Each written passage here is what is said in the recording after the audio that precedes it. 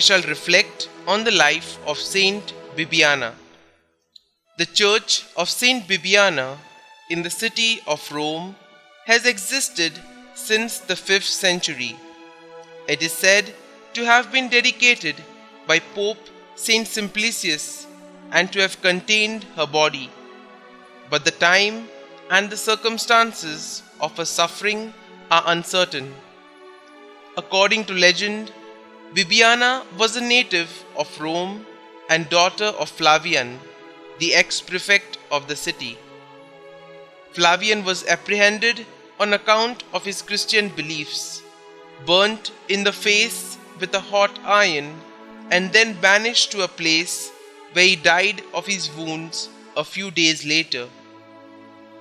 Dafrosa, being equally faithful to Christ, was, on the same account, confined to a house for some time, and at length beheaded.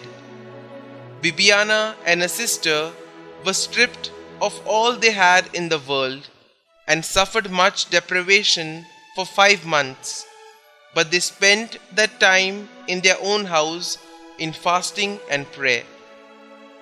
During the reign of Julian the Apostate, the governor of Rome summoned them to appear before him.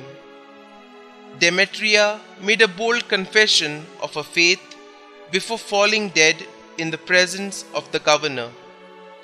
Bibiana was ordered to be given over to an ill-reputed woman, Rufina, who was extremely artful and undertook to bring her to another way of thinking.